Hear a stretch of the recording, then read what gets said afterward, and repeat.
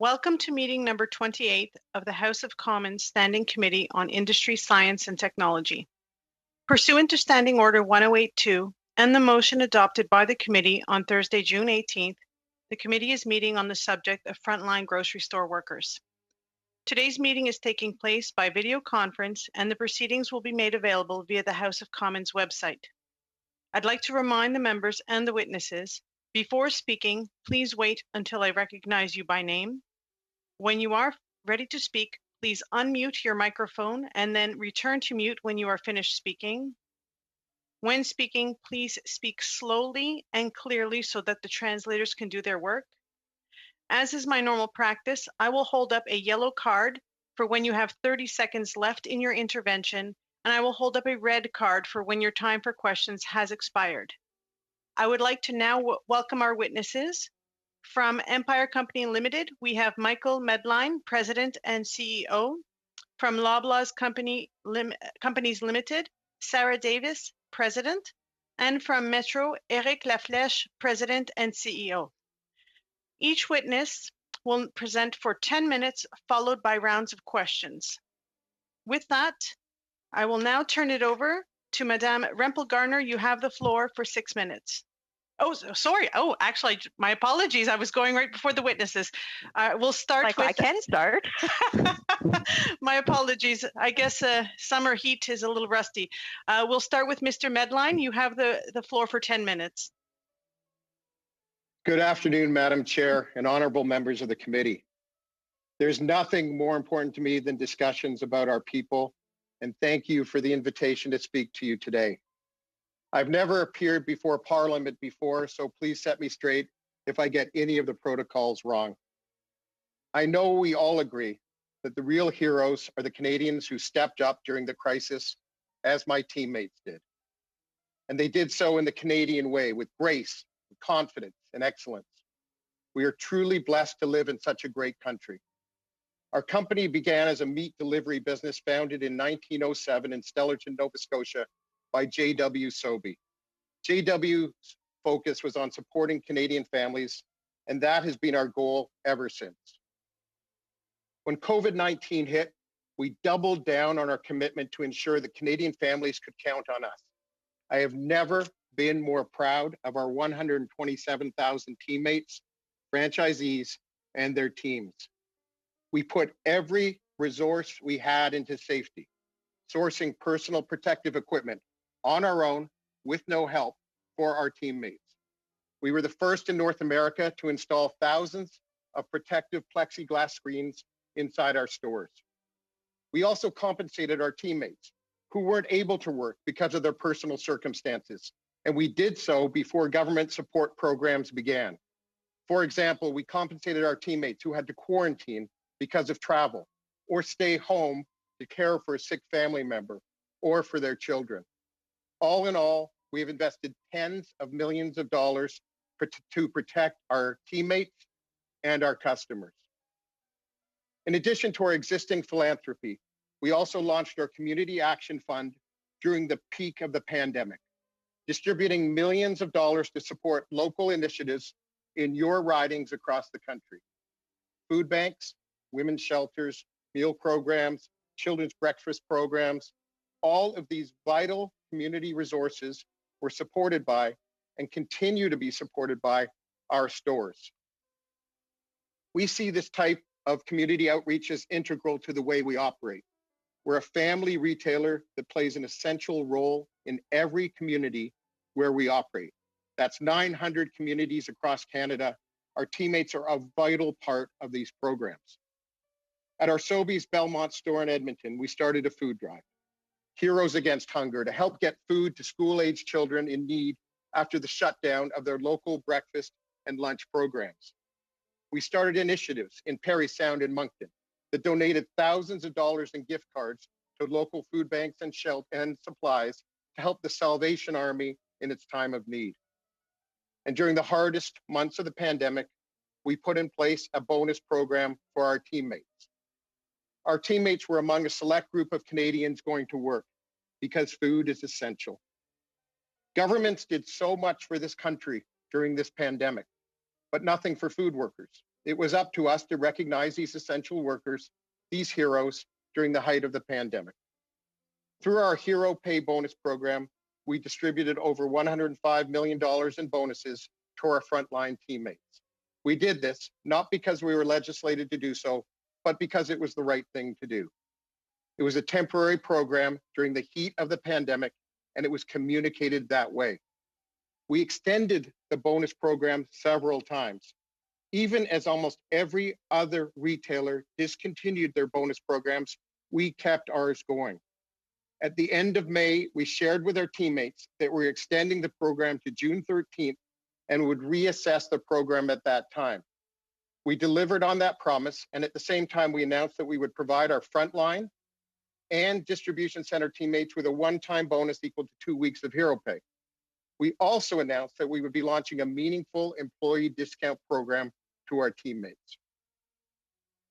It is interesting that food retailers which did not pay a Hero Pay bonus, or those who discontinued their programs early, are not being assailed by you. I'm disappointed that Loblaw, Metro, and Empire, 3 Canadian companies that continued their bonus programs longer than almost any other in the industry, are the only companies being invited to speak with you on this issue. Let's remember that in Canada, our 3 major grocers compete against 2 of the largest American corporations in the world, one online and one omnichannel. I'm interested that they are not being called to this committee as their programs ended long before ours. I want to make it perfectly clear that we do not believe this pandemic has gone away. It has not.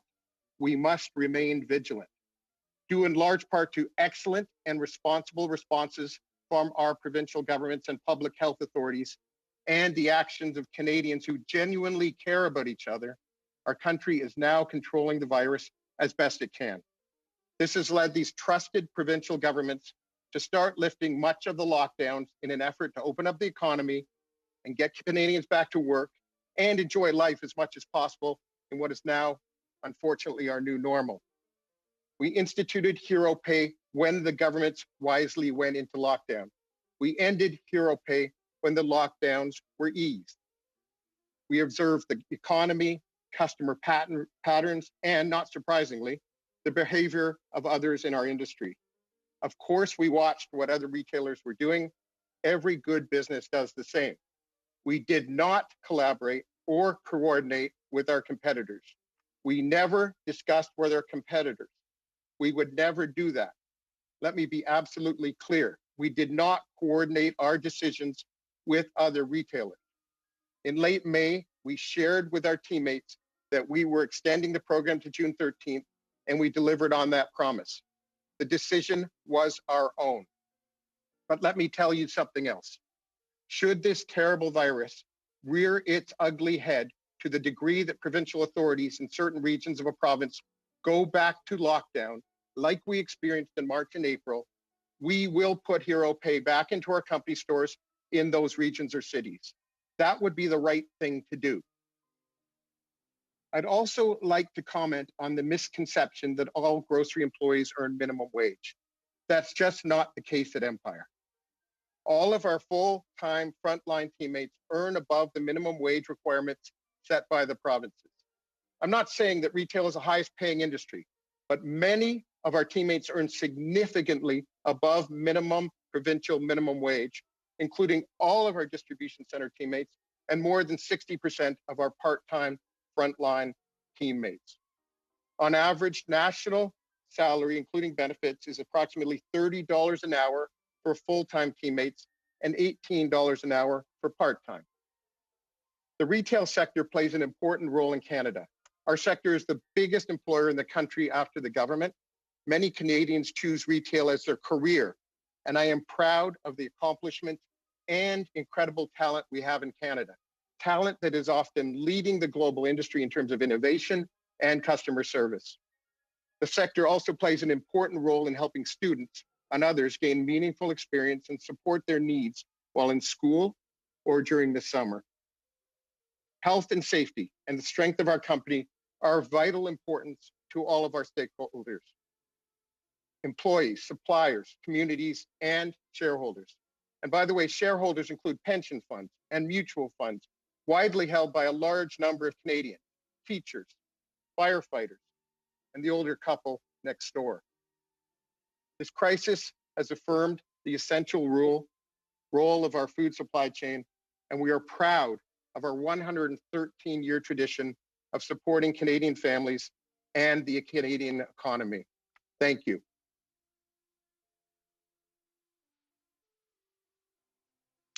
Thank you very much. We'll now move to Ms. Davis. You have the floor for 10 minutes. Bonjour, good afternoon, honorable members. I am Sarah Davis, the president of Loblaw Companies Limited. Thank you for the opportunity to share my opening remarks and to answer your questions. I'm here first and foremost to confirm that Loblaw made the decision to start and end our temporary pay premium independently and did not coordinate with any other company. I am also keen to address the inaccurate interpretations about the purpose of the Loblaw pay premium.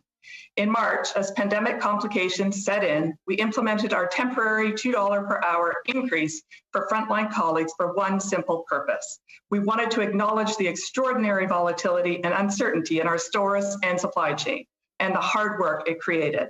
The premium pay was never about safety. If our stores were not safe, we would never ask our colleagues to come to work, period. We dramatically adjusted our operations to ensure they remained safe.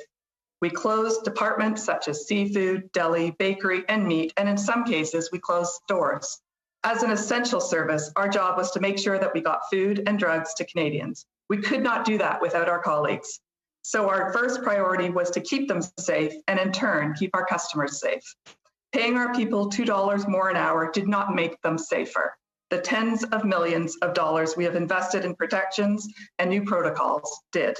We made these investments voluntarily and proudly. They were the right thing to do, and they worked. In fact, the infection rate in our colleague population is considerably lower than in the general Canadian population. Our nearly 200,000 colleagues have families and concerns of their own, and I cannot emphasize enough how proud we are of their hard work serving Canadians in difficult circumstances, and that was the reason for the increase. I also believe it is worth spending a few minutes on how COVID-19 impacted our business and how incredibly our team has responded. It was 5 months ago that we first sat down to set a pandemic business plan. We looked at global experiences and anticipated different scenarios for the coronavirus reaching Canadian soil. Looking back, it's incredible how quickly we moved from business and scenario planning to reality.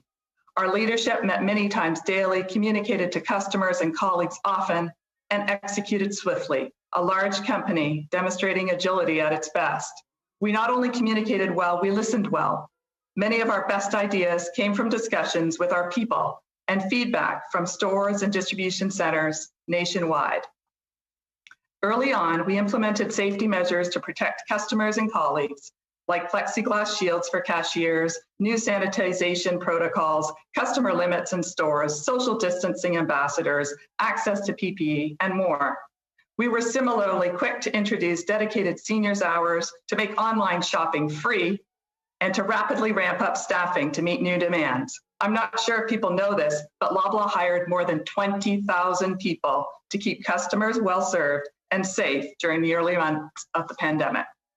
Though it seems like old news now, in March and early April, unimaginable volumes passed through our stores. We moved from rushes on masks and hand sanitizer to panic buying of toilet paper and flour, all while introducing and tweaking operational changes based on feedback and ideas from the front line. Our store and distribution center teams worked long days to keep us in the best shape possible as worried Canadians prepared for uncertainty and governments deemed us an essential service. Throughout, we have been energized by stories of strong leadership at every level, stores supporting neighbors, colleagues donating to seniors, pharmacists working tirelessly for patients, our technicians building digital retail services for vulnerable people, and more. I'm not sure I can express how proud I am to lead this incredible team of people in a business that I love. Over the past many months, our people on the front lines have reached out routinely to me, passing along their perspectives and their stories. I thought I'd share a couple.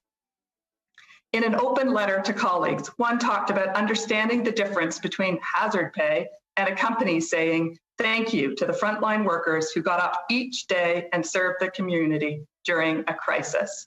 She said, Loblaw stood up to the plate to make sure not only the staff, but also the customer was safe. Reading some negative comments about the removal of the premium, she said, all I could do was shake my head. Another letter read, the craziness started on March 11th. Absolutely insanity on March 12th. I have never seen anything like this in my almost 30 years. It was tough and ever changing, but we had jobs and support. For that, I am more than thankful. I am similarly proud of our industry, which has truly stepped up. And I know Canadians have a new appreciation for the industry we work in, which brings us to recognition. As I mentioned, on March 21st, we introduced our temporary pay premium to recognize the extraordinary efforts of our people at the height of the pandemic. It was $2 per hour, an average bump of 15%, retroactive to March 8th, when panic shopping first began. After 3 extensions, we spoke to our largest union on June 8th, and on June 11th, announced internally and publicly that the premium wouldn't be extended beyond the final date of June 13th, and would conclude with a thank you bonus in July. These details, dates, and decisions were ours alone.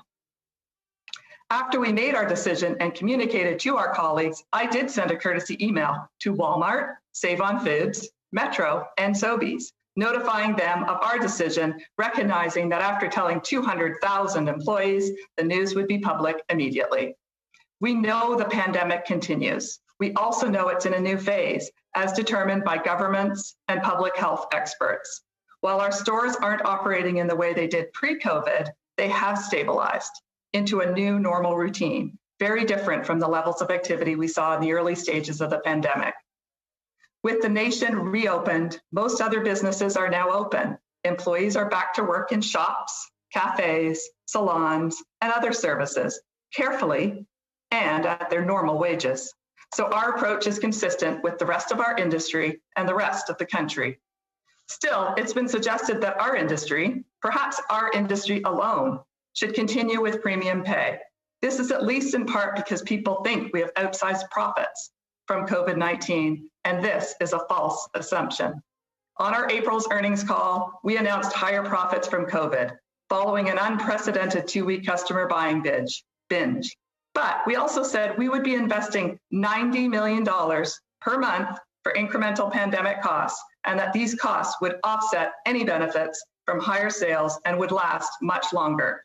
Quite simply, we have not been putting profit ahead of our people. Finally, I want to wrap up by addressing some of the themes raised in Monday's committee session, specific to retail work. Loblaw represents a network of stores, about 2,500 in total. Some are operated corporately, but most are independent, run by individual business owners. Combined, we are the largest private employer in Canada, with nearly 200,000 employees. Since becoming president of Loblaw, my top priority has been making sure people love working in our business. Our team includes tens of thousands of Canadians in full-time roles, supporting families and making retail their career. It also includes the tens of thousands of people in part-time roles who value flexibility and work with us for supplementary income, or while putting themselves through school. A big part of my job is to make sure we meet their expectations. That includes a great place to work and opportunities to grow. And yes, it includes fair compensation. There have been attempts to connect the pandemic pay conversation to the larger conversation about retail wages. People have asked whether retail workers make enough. This is a fair question, but the answer does not lie with any one company or within any one sector. Minimum wage is a broader question. Defining a living wage is a national issue with huge regional nuance and implications. Like you and the union representatives you heard from on Monday, we believe government should explore these topics. As the nation's largest employer, we want to be part of those conversations, but they can't be our conversations alone. We are part of a highly competitive industry that is increasingly global, including some of the world's biggest retailers and e-commerce giants. Any solution needs to take account the impact on all stakeholders. As I close, let me reiterate 3 points. First, I am extremely proud of the decisions and actions we have taken in this pandemic. We have made them independently and without coordination. Second, we are not profiting from COVID-19.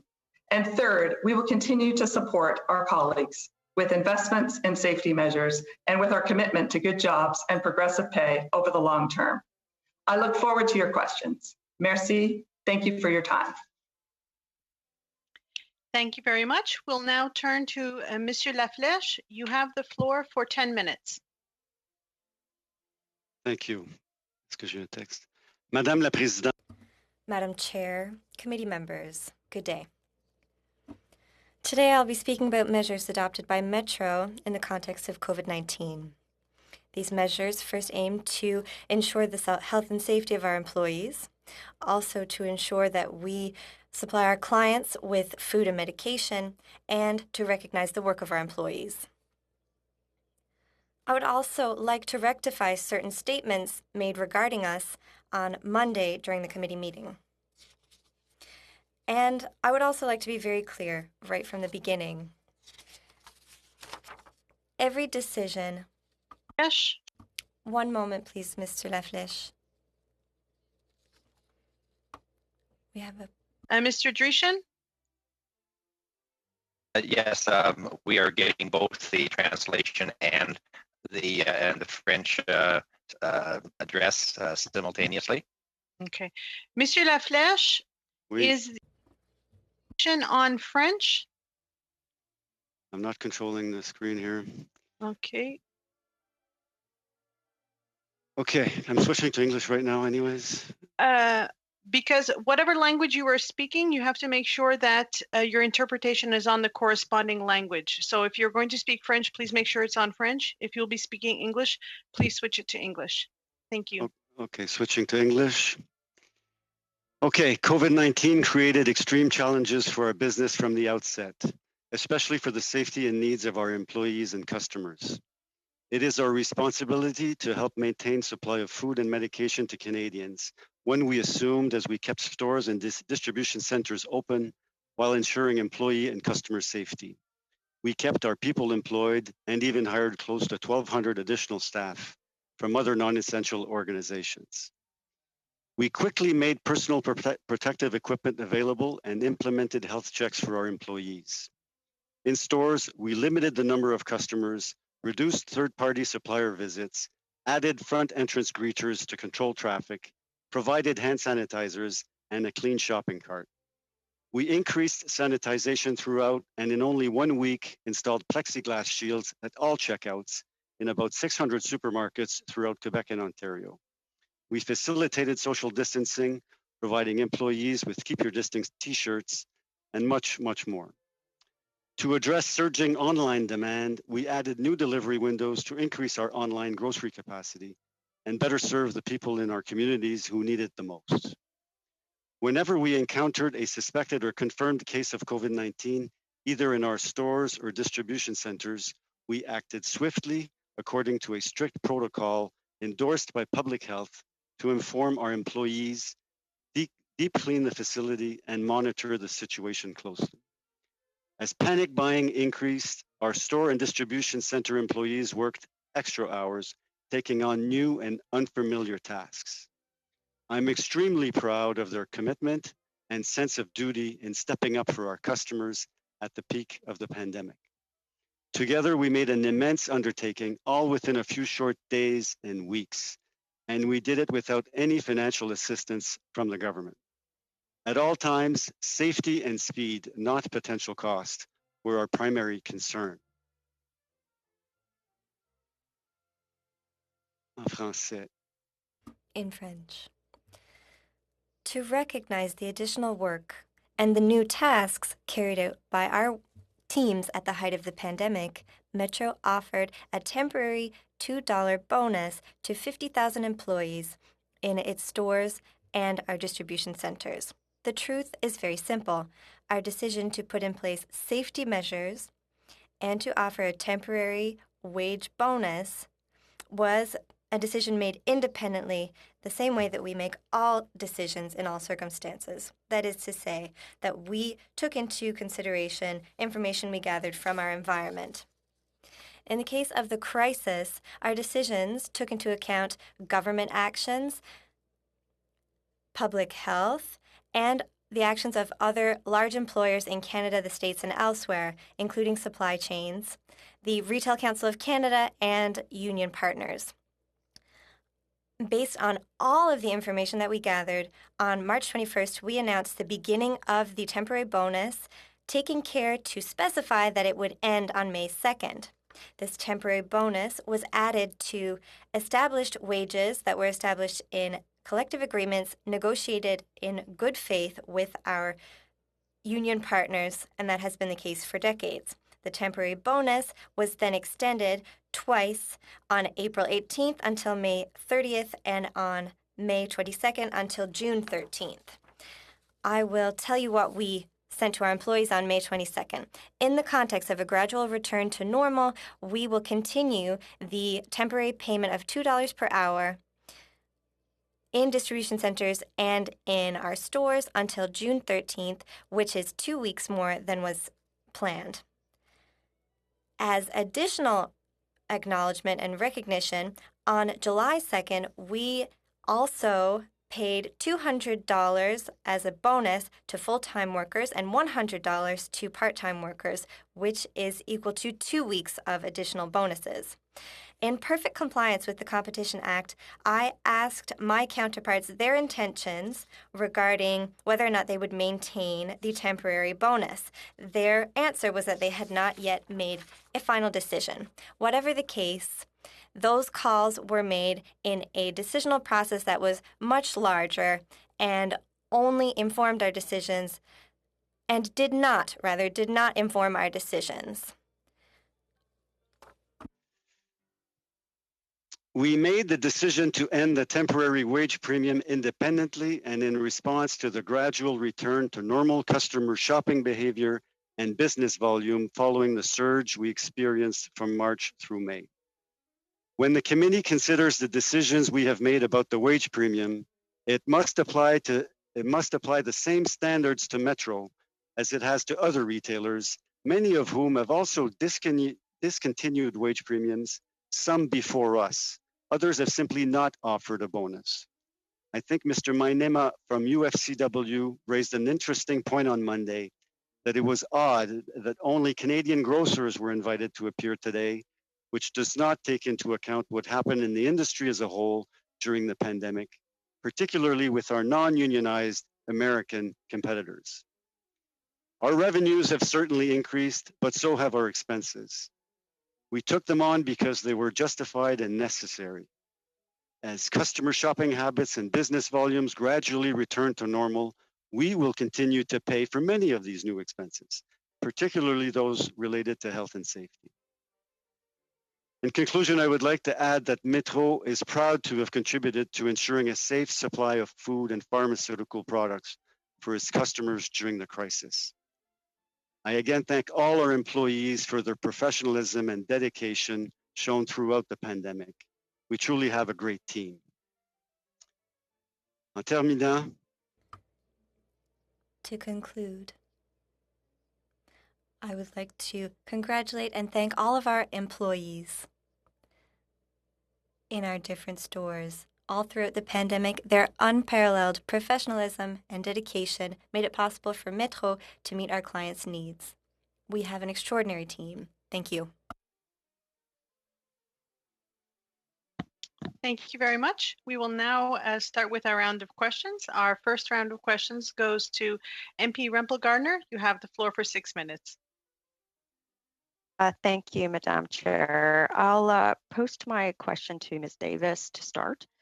It's my understanding that, well, first of all, I'm going to ask, outside of the pandemic, has there been any material changes to your operations in Q1 2020 as compared to Q1 2019?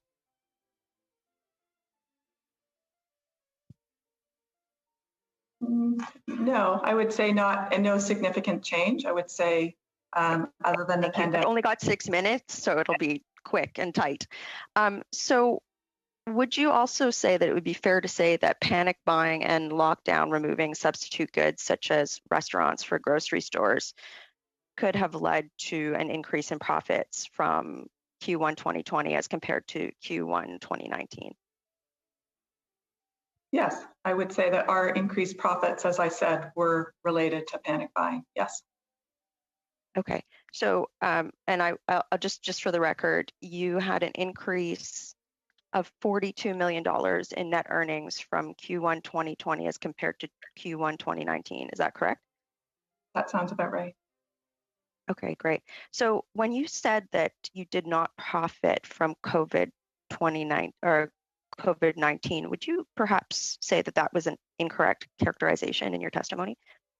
No, I wouldn't, because what I said was that we did profit in Q1, and on our earnings call, we highlighted that in Q2 our costs were increasing. We'd be spending 90 million per period. So in Q1, it's in our result. In Q2, do you expect your executive bonus to decrease this year? I don't know what my executive bonus will be this year. Okay. You also said that the reason for the increase in wages was because you were proud of your employees. Was that a correct characterization of your statement? Absolutely proud, and also for the extenuating situations that they were working in. Yes. So was the decrease in their wages because you are less proud of them now? The wages were not decreased. The wages went back to where they were before. As I highlighted, it was a temporary premium, and they understood that. So temporary pride, then perhaps. I'm just wondering. You said, as you also said in your testimony, that you are not putting profit ahead of your employees. So if that's the case, and you've seen net earnings increase in Q1, then why decrease the temporary wage increase while we're still in a pandemic? Well, as I highlighted, our Q2 earnings will not be positively impacted by COVID-19. I'm just saying, if you're not putting profit, I mean, you did have a significant increase in Q1, right? So I'm just trying to get a sense. Like we had the representatives from the employee unions here, and they suggested that we're still in a pandemic, so there should be no reason for why the temporary bump would be decreased. So maybe I'll ask it a different way. Do you feel that your employees are significantly safer in your stores? Like, do they have a much decreased risk of contracting COVID-19 now as they did earlier in the year? I think what I said was that the $2 premium was never about safety. Paying people more money doesn't make them safer. So then why decrease the wage? Dollars that we spent on protocols, as I highlighted, on safety screens, on the social distancing in our stores, that's what makes our employees safer. And that continues. And the cost associated with that continues as well. I wish you guys would just say this is about shareholder returns, because clearly that decrease is going to go somewhere, right? So, I kind of think we're beating around the bush here a little bit. I guess,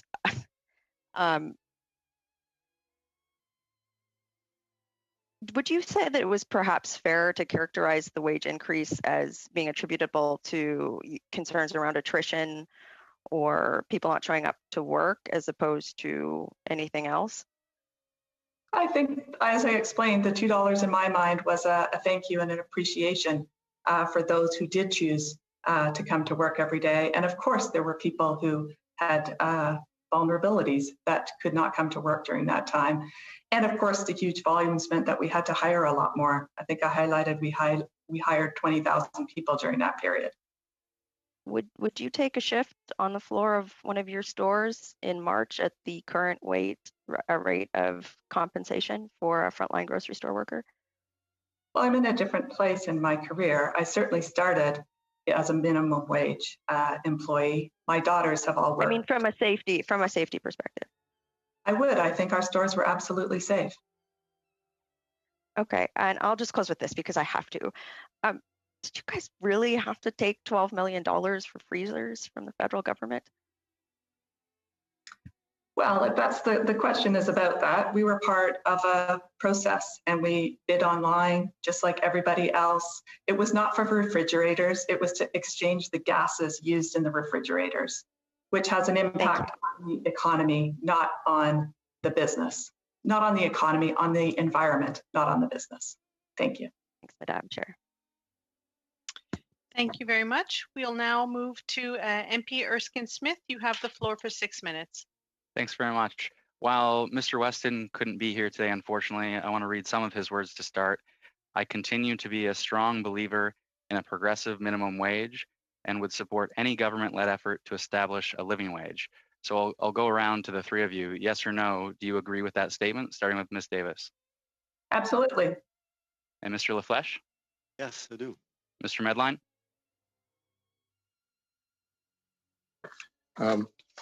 Of course, I want fairness for our people, but I think it's disrespectful to ask me to, on such a complex question, to answer in 1 second.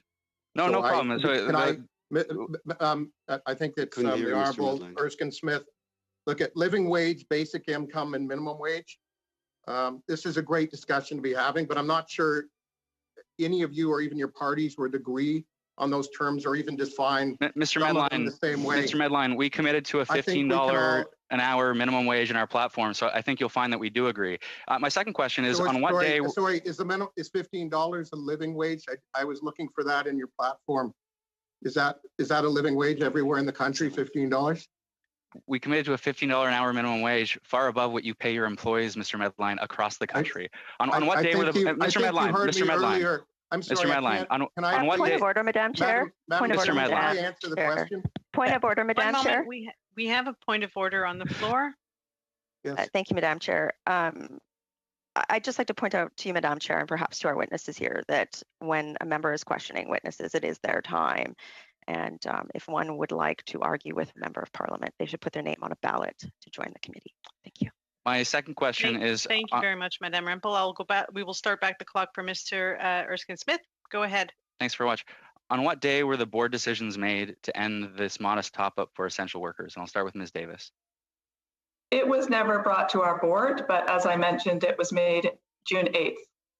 And who made that decision? Our management team. I did with my management team. Great. And Mr. LaFleche, on what day was the decision made and by whom? It was made by me and my management team on June 11th. And Mr. Medline? We had said in May that we were going to do that. We made the final determination somewhere. I don't have it at my fingertips, June 11th. And it was made by the management team. And I keep the board of directors apprised of what we're going to do at all times. Mr. LaFleche, were you aware of the decision of Loblaw at the time that you made your decision on June 11th? Like it was just said, we had announced to our employees that it would end on June 13. We announced that on May 22. We confirmed. That's not the answer to my question, Mr. LaFleche. Were you aware on June 11th? On June 11th, were you aware that Loblaw had made the decision on June 8th? When we made our final decision on June 11th, yes, we were aware that Loblaw had started to communicate that they were ending. And were you aware of that because Ms. Davis had sent you a courtesy email? I think she did on June 11th, sent me a courtesy email at sometime in the morning. But prior to that, we had heard through union channels that Loblaw had made that decision. Mr. Medline, when you made your decision on June 11th with your management team, were you aware that Loblaw and Metro had made a similar decision? I had heard through the grapevine and through unions and through the employees that they were thinking of making that decision. We didn't know for sure. And we made our decision prior to receiving an email from the president of Loblaw. When did you receive that email from the president of Loblaw? I don't know. I don't have it at my fingertips. I also received an email from the president of Loblaw to tell me they were putting in hero pay at the beginning as a courtesy. You'd be surprised to learn that wage fixing doesn't prevent employers from increasing wages, Mr. Medline. It works to ensure employers don't decrease wages. Ms. Davis, the courtesy email, was it a courtesy to your employees or to your competitors? The employees had already been notified. So it was a courtesy to your competitors? It was a courtesy to let them know that we had made that decision. We had been working, you have to understand, we were working through a global pandemic. We had many conversations about the issues we were dealing with in our stores through the Retail Council of Canada. And I had made the decision independent of them, and I let them know. Obviously, Save-On and Walmart had already made the decision to terminate their premiums. We made the decision independently. It was already public knowledge. And so I sent them. Right. Mr. LaFlèche, you indicated that there had been communication and you in fact asked your competitors whether they would continue to pay the modest wage top up for essential workers. When did you ask and who did the asking? I did the asking. The week of May 20th, I asked some of my colleagues their intentions regarding ending or maintaining the premium at the end of May. And the answer I got was that they hadn't decided and that they would let me know if and when. And did you ever, and so when your competitors, does that include Mr. Medline? I spoke to Mr. Medline during that week in May. Yes, I did. And the same answer. Thinking about it, haven't made a decision. And did you revisit that conversation closer to the June 13th date? Not with Mr. Medline, closer to the June 13 or June 11 decision in our case. I did reach out to Mrs. Davis to ask her if their intentions were still to end at the 13th of June, to which I got an answer again. We haven't decided. We're still meaning about it. I'll let you know if and when we decide. And how is it then, if you hadn't decided yet and you had communication, but nothing was final, that you all landed on June 13th? Well, in May, it was supposed to end at the end of May. And on May 22, we announced that we were extending for 2 weeks. We felt near the end of May that we were getting close to the ending of that premium. Conditions were starting to return to normal. We say déconfinement in Quebec. Most stores were starting to reopen, so we were getting close to that date.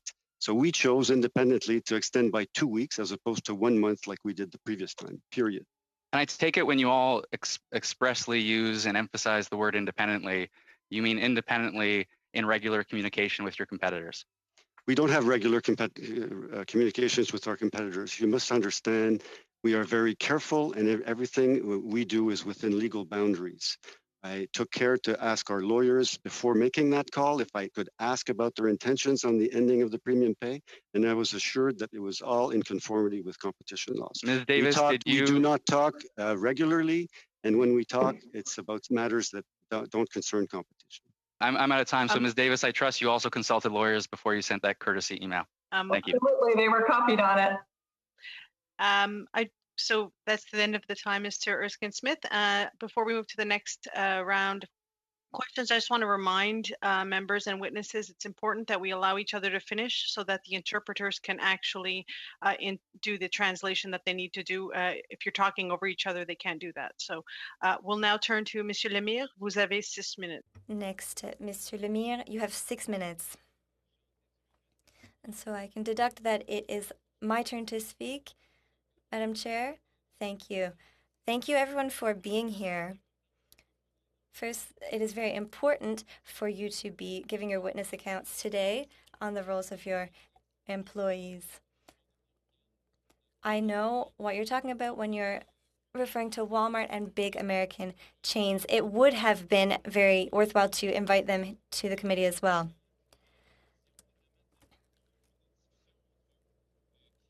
So we were saying that you did have discussions amongst yourselves, but at the same time, I understand that the decision-making process was done in a very independent way by each of you.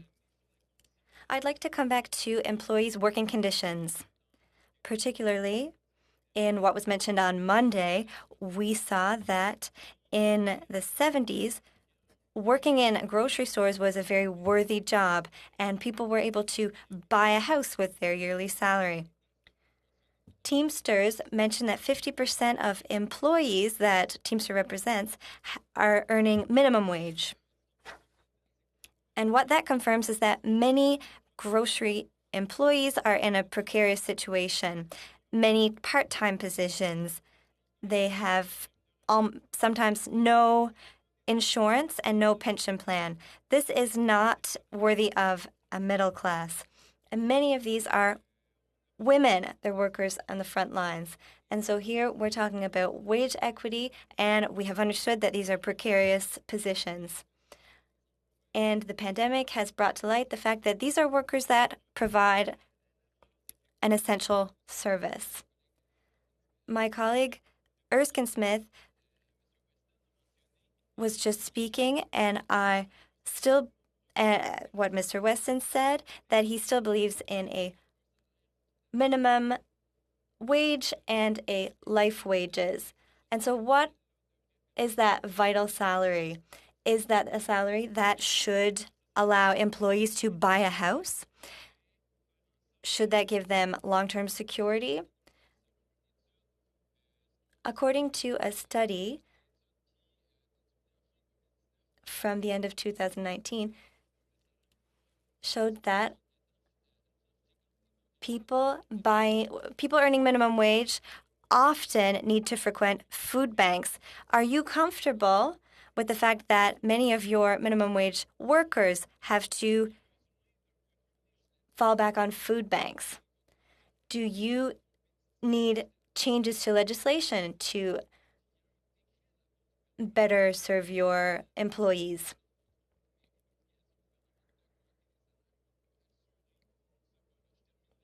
I will conclude by saying that Costco hires employees at $15 starting and then increases their wages. Are there opportunities to be able to increase salary for your workers? Certainly taking into account the precarity of their positions. Would you be open to companies such as the government needing your companies to increase wages? We'll start with Metro. Thank you, Mr. Lemire, for your question.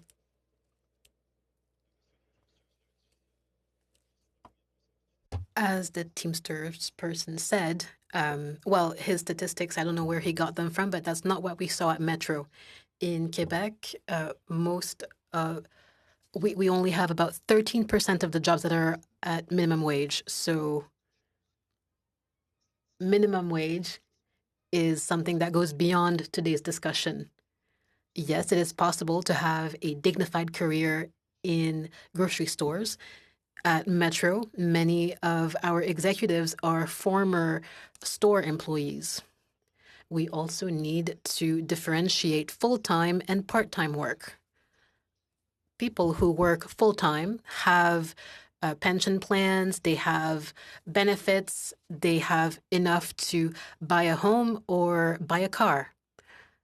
Part-time workers, depending on the number of hours that they work, it's true that they may earn less, but it is not a precarious job. This is a student job, a first job, a job that people have when they need to top up their salaries.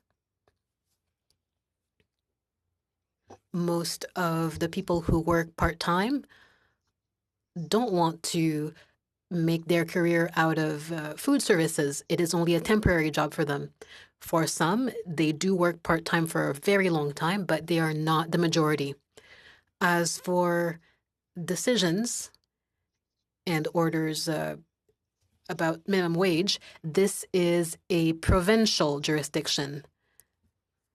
We are in favor of a decent minimum wage. We are in favor of a predictable minimum wage that has manageable increases. And we are in favor of seeing it match the cost of living. We have a tough time with sudden increases, and it has happened in a particular province. However, increases for minimum wage are higher than inflation, and we are often able to absorb them without increasing the cost to consumers. We need to give clients competitive prices. Thank you, Mr. Laflèche. Thank you very much. Député Massé is next. Thank you, Madam Chair, and thank you for the witnesses to be here today. I'll start with Mr. Laflèche. Is it normal practice and do you provide, quote, courtesy emails for management and CEO changes in salaries to your competitors? Absolutely not. We're talking about pandemic premium pay. That's what I would just wanted to ask. And Mr. Medlin, how about yourself? Do you trade courtesy emails for changes in salaries of management and CEO compensation? No, I don't want our competitors to know what we're doing. Okay. And Ms. Davies? No, we would not do that. So what made sharing courtesy emails about this pay so important this time? it seems odd that you would have a courtesy email going around for this, for the lowest of your earners, but you don't provide a courtesy email for those that are actually receiving the highest compensations in your corporate structures. What made this difference? Maybe Ms. Davies first and work our way back. Oh, so for me, the decision had been made and we had been working through this huge pandemic. It was a very unprecedented time that we were working through. And as I said, the decision had been made independently and it was that wasn't my question. What was different about sharing that information of raising the salaries? Why did you need that? Why did you really care whether your competitors continued or not continued with the pay? And why did you feel compelled to share that in any form or context? It was public information. Okay, so it's public information, but you still traded that out. Mr. Mindlin, why did you feel you had to share that information in a relatively close time frame with your competitors? And why does it matter whether your lowest workers get paid different than your competitors? You have to ask someone else. I never shared it verbally in writing. I don't share those things. I didn't share the ending of it or the continuing of it. I think Mr. LaFlèche mentioned that there was courtesy exchange. So I thought he mentioned you. So your disagreement then with Mr. LaFlèche and I have a cordial relationship. I have a lot of respect for him as a leader. We talk about things that have nothing to do with the business a lot. We also talk about his testimony was not correct then. I did not. He may have mentioned Hero Pay. We never discussed what we pay in Hero Pay together. We never discussed ending it. I would never indulge in that. And by the way, just so you know, Mr. LaFlèche, no, thank you, Mr. Medlin. Thank you. By the way, thank you for the question. Mr. LaFlèche, did I get that wrong? I thought you mentioned that you shared courtesy information about the pay to your other competitors. Is that not correct? No, I didn't share courtesy information. I was direct. I asked the question what their intentions were regarding maintaining or ending. And the answer I got was decision not made yet. We'll let you know if and when we make a decision. Well, why would you even care? I care. You're asking anyways. I mean, that's the same thing. I'm asking. Like I said, we get information from all sorts of different sources. And if I can get direct information from the direct source, that's helpful for me to make my own decisions. So sure. The more information I have, the better decisions I make. That's all. Right. And do you share when your corporate or management? Did any of corporate or management receive any extra pay during this time? And did you share that information? We did not receive any extra pay whatsoever, and we did not share that information. Okay. It's a moot question. Okay. So Mr. Medlin, I just want to ask, just to make sure I had your testimony correct, that you would pay workers differently depending upon the area of stage that they were in. Is that correct? I'm sorry, I don't understand the question. The stage. With regards to COVID, you mentioned that you would. Yes. Okay. Yes. So can you tell me, would. Since Windsor was in a different stage for many more weeks, did you pay your Windsor area and Essex County area more during that time? Did you actually extend the pay because we stayed in the stage longer? Thank you for the question. Your questions are good ones. I'm serious about that. Thank you for asking that. When we first went into the pandemic, it's a simple question. We were making decisions. We made it for everyone around the country, whether they were impacted by COVID or not. So every store, every teammate got the bonus in the distribution centers and the stores. So we didn't do it regionally. So, but you just said earlier in your testimony that you would pay differently depending upon the stage. Now, will you go back and retroactively pay those workers that they stayed in different stages of risk? Well, I've said that going forward, if a region is in a lockdown, because remember, we ended on June 13th and gave 2 extra weeks. If a lockdown occurs in a region, we will pay Hero Pay. I've said that, and I'd be happy to do that. But then you will go back then and look at that. For those that stayed at a heightened degree of risk and work your stores, then you will go back and compensate them for that higher risk that they had? Let me take a look at it in the dates and the regions you're talking about. And if I could check in with you later and get some information, because it's a great question you're asking. Okay, that's fair enough. If you don't know, and that's fine. I'm just looking for, now, maybe we'll start with Ms. Davis. Did you consult any public health officer with regards to the degree of risk change in pay at all, any point in time when you've declared that things, appear different than before? Did you consult any public health officer official at any point in time? We would have been looking at all of the government information as well as the health information. And as I said, for us, The pay was not related to safety. Our stores were safe throughout the pandemic. It was related to the amount of work our colleagues were doing, and it had returned to the new normal. So you're okay. So you're suggesting now the workload is still normal, even though your competitors, being restaurants and other food survivors people, do not have the same type of influence right now. So I'm out of time. Thank you to the witnesses. Thank you very much. We will now move to our second round of questions at 5 minutes each. The first round goes to MP Dreeshen. You have the floor. Well, thank you very much, Madam Chair, and I would like to thank the witnesses for being here today. And we've heard a lot of testimony on the concept of the competition and the discussions that have taken place. But I'd like to kind of direct my question to each of the witnesses in a little different fashion. Like we heard testimony a few days ago concerning workers in the food retail sector and the great job that they're doing in helping to ensure food remains available during these unprecedented times. And I think each of us have seen it in the grocery stores that we've gone to, just how much care and consideration that the workers and the companies have done in order to make sure that things work properly and safely. But I'd like to talk about things just a slightly different angle when we talk about getting our food to our tables. Certainly food retail workers play an essential role in getting this food to Canadians, which is why they're designated as essential workers. The same is true for farmers, who have also been designated essential workers. So when we talk about paying a decent wage or a decent price in this sector, I think we also have to look at what the farmers get paid for the products that end up on the grocery store shelves. And we know that the prices of most farm products have remained at a near constant level for many years. Mr. Lemire had mentioned the salaries back in the 70s. I remember when my brother was cutting meat in the grocery store, he was making more money than I was as an entry-level teacher.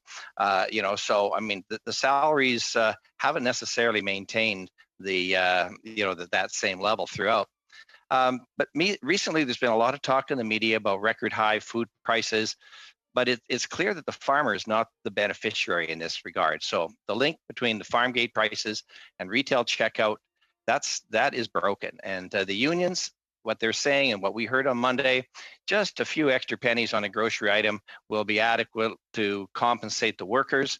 Now, whether this is to come out of the pockets of the consumers or the retailer's bottom line, that's a moot point to them. But I suppose if the discussion ever gets to the stage where we're going to talk about how the money that comes in for the products that you have is discussed, I think we want to make sure that we recognize those that produce the food as well.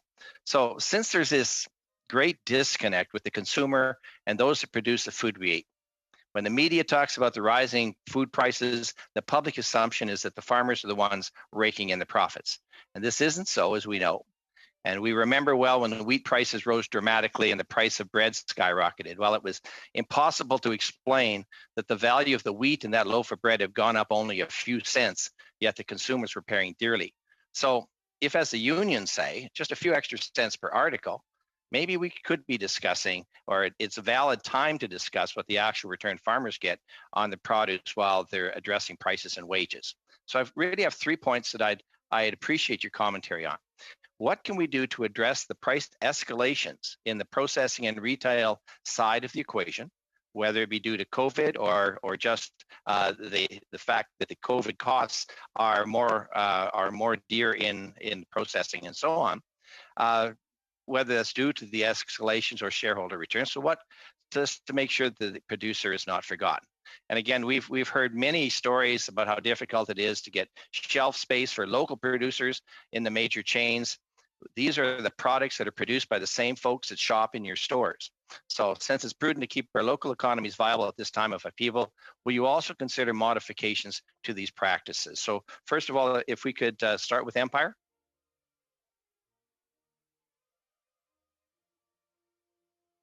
Amen. Thank you for asking that. And we do a lot of things. One is I couldn't agree with you more that we have to support Canadians and we got to support local. And the egg industry is a great example of where we're doing that right this second and through the pandemic. Look, we're all partners. The supplier partners, the farmers. I think that we need government and industry to work together to make sure, especially the farmers, are being treated well and it's not coming out of their hide. Part of our job is to keep prices down to consumers, but that is not should not be at the expense of farmers or who are unsung heroes, and the other unsung heroes, those supplier partners, those companies that kept the food coming. This was an unbelievable job by the Canadian food supply chain. Thank you so much for raising that. Anytime I can pass on kudos, but we have to do something here. We want to keep prices down, but we have to protect the people who work so hard to put food on our tables. And I'll work with you on that. If you give me a call, I'll work with you on that. Unfortunately, that's all your time, Mr. Dreeshen. Our next round of questions goes to MP Assassi. You have the floor for 5 minutes. Thank you, Madam Chair. Now, if I could start my questioning with Ms. Davis. Ms. Davis, I have to say that I'm very confused after having listened to your testimony. You said that the $2 bump in pay was just out of appreciation. Do you still maintain that? Yes. So why, in response to my colleague, did you say it was due to extenuating circumstances? What extenuating circumstances are you talking about? I'm talking about the extenuating situation and the circumstances surrounding COVID-19 and the panic buying in our stores. And it was for the appreciation for the hard work that the colleagues did. But surely you agree with me, extenuating and appreciation they're not the same thing, correct? It was appreciation for dealing with the extenuating situation. Okay. So have you ever offered your employees appreciation pay before? Not in that way, not in a $2 premium for a period of time. No, we have never done that. Okay, and you're suggesting that you actually had to hire new employees. So could that have had something to do with it, as opposed to pretending that this is about appreciation? We did it for both. We had people that we needed to hire. Of course, we had to hire, and we did it in appreciation for our colleagues. Okay, so as you know, you in your opening remarks, you said you're a company that communicates well and listens well. Now, I'm sure you've seen all the media accounts where everyone is quite surprised as to how all of a sudden this $2 bump in pay actually was taken away. Do you understand where the media is coming from? Do you understand why Canadians are somewhat shocked? The media may be surprised. None of the colleagues in my business are surprised. We're surprised. I'm not asking about your colleagues. I'm asking about Canadians in general. Oh, do you understand why they're concerned? We said that it was a temporary premium. Are you asking me, should they be surprised? Or no, should they... Why is it that the media is all over this? Because you even went through the trouble of cherry picking a few letters that had been sent in by employees thanking you, but you completely ignore all these media accounts where everyone's concerned, or your own employees have actually gone to the media and said that your stores weren't exactly doing their best to make sure that they were protected. What was the question? The question is, why would you cherry pick a letter from one employee who had positive things to say about this and completely ignore the fact that numerous employees of Loblaw have actually gone to the media and said that they really were very much concerned about working at your grocery stores? Well, the information that I have from my colleagues does not suggest that. We do surveys all the time, and the information that I have is that they understood the ending of the... So Ms. Davis, Toronto Life article just came out. An employee who was there working for 3 months during COVID-19 says the soap dispenser in the men's employee washroom ran out the first month he was working there. And then he says, and remained empty despite requests to fill it for all of May and June. How would you respond to that? I don't know the specifics of that situation, but I know at the beginning we would have had issues with getting sanitizers into our stores. But as far as I'm concerned, that's been corrected. I don't know the specifics of that. Oh, so you agree it happened, but you're just saying it was corrected, correct? Okay. It happened. There was a huge debate. For 2 months, there was no soap in your employees' washroom. That's not what Despite the fact that everyone is saying we have to wash our hands, and you also go on to say that your stores were quote unquote absolutely safe. Were there no incidents at various stores you have? I said our stores were safe.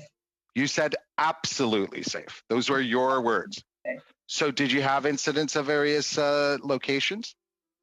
Oh, we did have incidents. As I said, incidents did happen. They were low Canadian population. So would you agree with me that it's stressful for cashiers working at your stores these days? Absolutely, I would. Okay, so why would you take away the $2 bump? When you know that they're stressed out, they're concerned, some of them have cited shortcomings in the various locations. Even if those shortcomings weren't there, it's stressful, correct? It's stressful. I would say that because, as I said already, the $2 premium was a temporary one, and the economies are opening up and other workers have come back to work with regular pay. So it's not, it's no different for our company and our industry. They're back to the normal pay. Thank you very much. Our next round of questions goes to MP Gray. You have the floor for 5 minutes. Thank you, Madam Chair, and thank you to all the witnesses for being here today. My first questions are for Ms. Davis at Loblaw. So you had mentioned regarding the profitability of during this time, and so I wanted to ask you specifically about a category that you sell, which is wine and also for beer.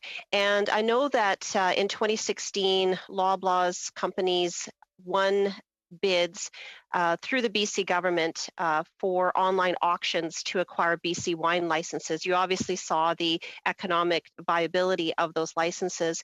And in other provinces, Loblaws also sells craft beer and wine as well.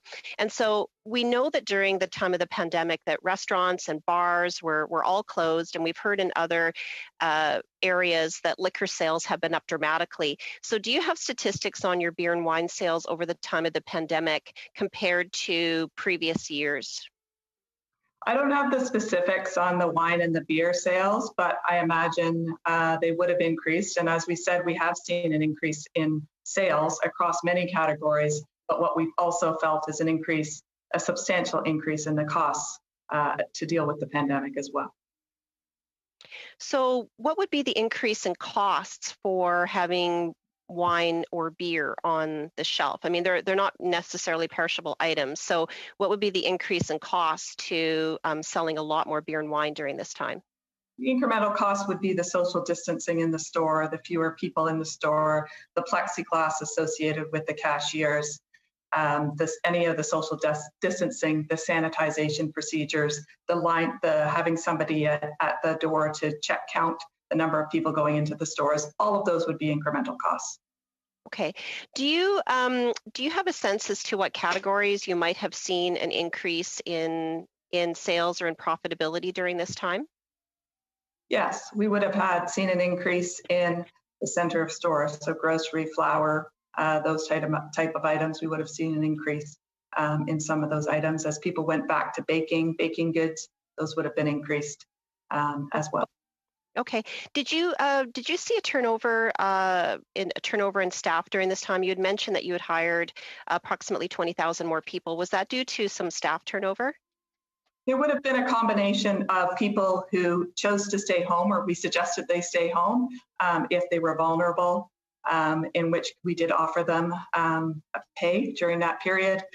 It also would have been a combination of people who chose not because they were worried, and it would be the huge demand to make sure that we kept in stock and we provided Canadians with the essential service that we needed to. So a combination of those. Would it be a fair assessment to say that a new employee costs less than an employee that's been there for a while? Not necessarily. A part-time person starting, it would be the same, depending on the length of service. It could be the same, it could be different. Okay, thank you. I have a couple questions for Mr. LaFlèche. I'm wondering, you in your testimony to Mr. Massey, you had said that that you had reached out to some of your colleagues asking what they were doing during this time. that you had emailed and asked them so that you had a sense as to what they were doing. Was this something that you did on your own accord, or was this direction from your board to look for this information? It was absolutely of my own decision after checking with lawyers that it was all within legal boundaries, and it was. So I made a few calls to ask what their intentions were on maintaining or ending the premium that was already announced. And that's it. And the decision, So the response I got was, we haven't made a decision yet. Okay. What was your purpose for doing that? Like, what was your intention in asking those types of questions? I wanted as much information as I could have in order to make the best decision for our company, our employees at the right time. So we had already announced that this was going to end on June 13. As we were getting closer to that date, it was still our plan to end on June 13. And the more info I got from what was happening in the market, the better. Walmart had stopped 2 weeks prior to that. Okay. Others had reduced. So we were getting close to that. So I wanted to get more info.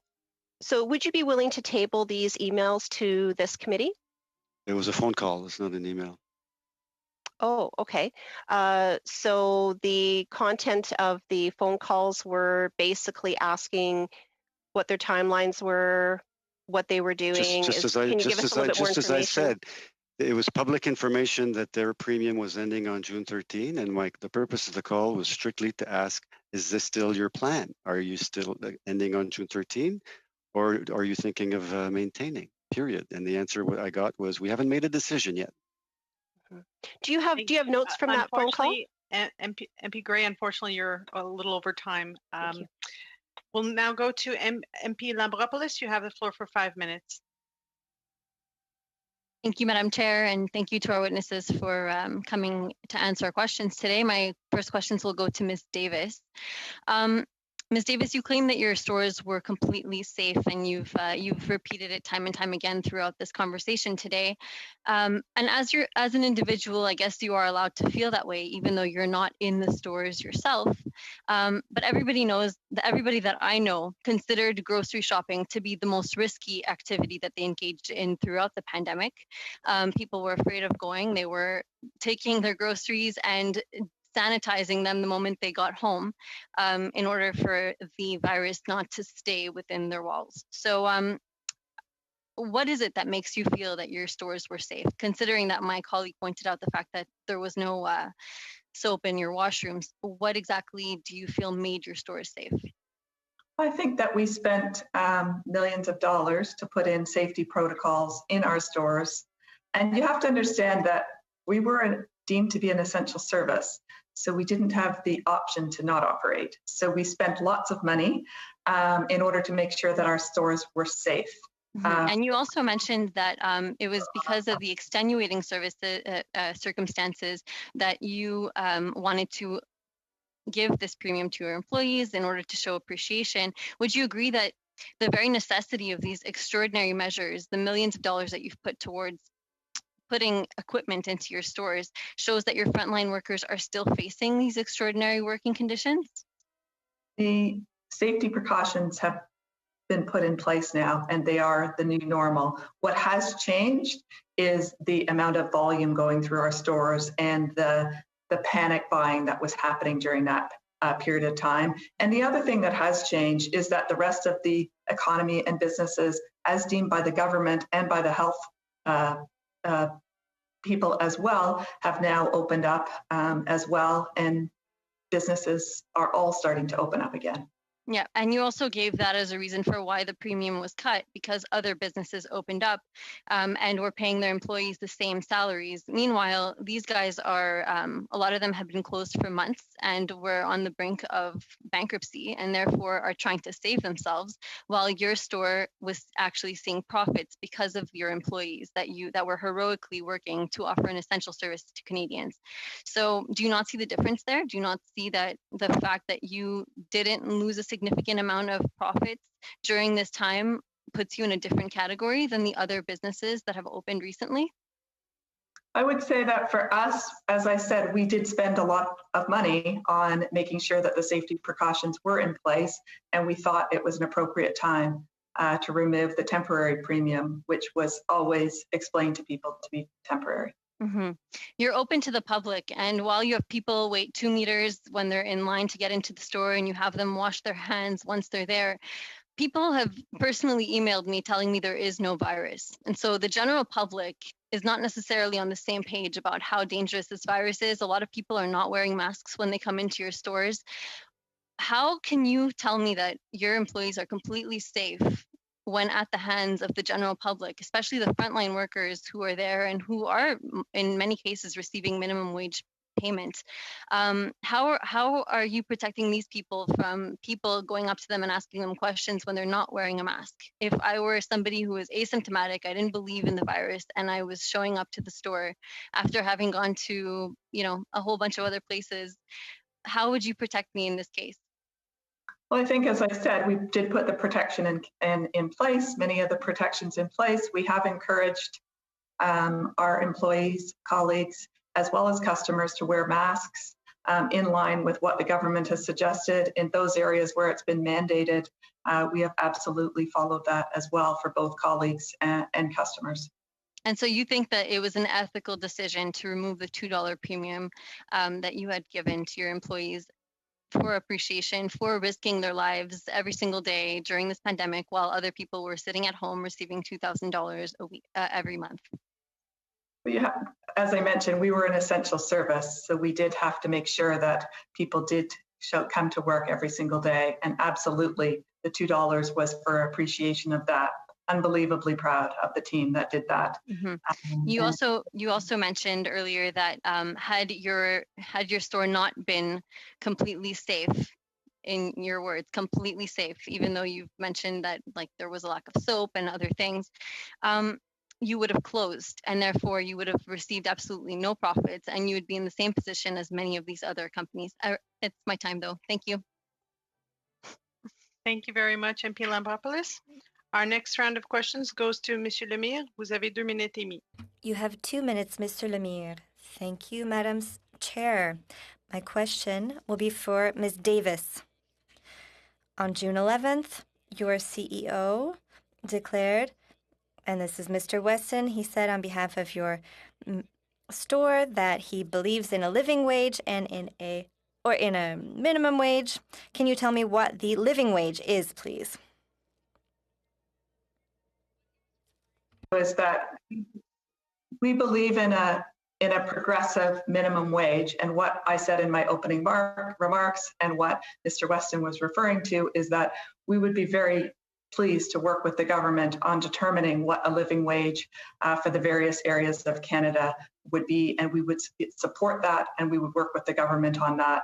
And I think our comment would be that it can't be one company that determines what a living wage, it can't be one industry, it has to be done in consultation between the government and between companies, and of course the unions as well. Pourquoi? Why? Why is it necessary to have the support of other companies to make your own decision? Because we don't have all of the information to be able to determine what a living wage in every part of Canada is. We would need to work with the information that the government has as well.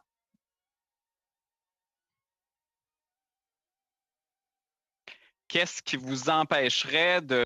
What would hold you back from taking those steps concretely on your own?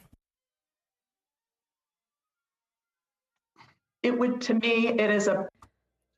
Pour moi, c'est plus grand qu'une seule compagnie. C'est une décision qui doit être prise par toute l'industrie, inaudible pour l'interprète. C'est une décision collaborative.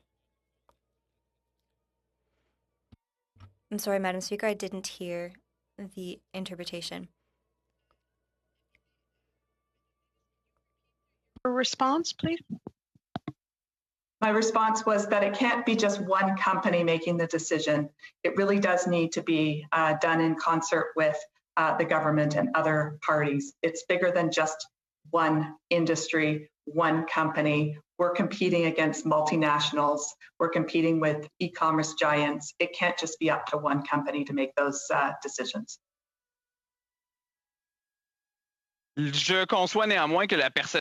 Nevertheless, I see that the work that your frontline workers carried out did affect you positively.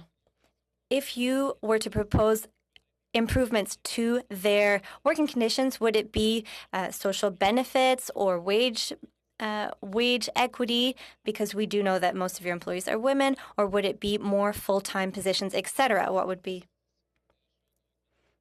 I'm still with Madam Davis. With our employees to determine what is the best thing that they would want in terms of their employment. And the majority of our employees are not women. The majority are women, but I wouldn't say it's predominantly women. That's all, as well, just for that, to that point. Merci beaucoup. Thank you. Our next round of questions goes to MP Massey. You have the floor for 2.5 minutes. Thank you, Madam Chair. I just want to make sure I'm clear on this. Ms. Davies, so you're saying that you increased the, I guess, the bonus to your employees because of how much volume they had to put on the shelves versus that of them potentially getting sick from an illness that we didn't understand, and they had to remain open when everybody else didn't because they were essential. Is that correct? It's just the volume of things they had to put on a shelf. It was the unprecedented times that they had to deal with within the stores. Absolutely. So, okay, then, all right. So I don't know where you shop, because I shop at your stores, and you have to look in the eyes of your employees and you see how scared they were. And most of us went to the store by ourselves, not with families like we normally did, because we were encouraged not to do that. And you're going to go in the store when you're supposed to with other people. It wasn't normal process or time. And you have to do is look in the eyes of your employees, whether it be actually wiping carts when you walk in the parking lot, or you go up and down the aisles, and they had to deal with volumes of people and all kinds of situations of people not even wearing masks then. So what do you say to the families of 2 of your workers that got tested positive just last week in Windsor? What do you say to them? The fact that they actually got their pay cut from the being pandemic. So it wasn't really about whether they were exposed more. It wasn't whether they had more challenges. It was just about the pieces of product they had to put on an aisle. That's what it was about. That was what their pay was about. No, the pay was about an appreciation for the additional work that they were doing during their days. So given in this area where most of our cases have been from migrant workers, your store is one of the few places where it actually has cases with workers tested positive. What do you think that, I guess is that unique? Or is it because the volume of people going into your store puts your workers at risk even more because there's actually more volume for exposure? What do you think about that? I'm sorry, what's your specific question? Oh, well, quite frankly, is if you're in an office by yourself, working by yourself, do you think your risk is the same as your workers that have to handle groceries and products by hundreds of people going by them every single day, a few feet away, and sometimes interacting with them with different things? Do you think those things are equal? No, I don't think they're equal, and that's why we spent tens of millions of dollars in order to make our stores safer, in order to provide an essential service to Canadians. So you didn't contact the health department or specifically on that, did you? It was given by the government and no. the health. So the answer to that is no. We would have used information from the health. So the answer to that is no. Unfortunately, that's all your time, MP Massey. The next round of questions goes to MP Patzer. You have the floor for 5 minutes. Thank you very much, Madam Chair. I'll start with Mr. Medline. I just have a simple question for you. The extra pay, how much per hour was it per employee? We had a bit of a different program than everyone else. So that's why I just wanted to clarify that. We didn't all do the same thing, but we did pay $2 an hour to everyone in our stores and our distribution centers. Where we did a little different, I think, and I'm not that clear on the others, so they might want to talk about their own programs, is we knew that certain part-time workers might only come in for a few hours and we had to make good by them.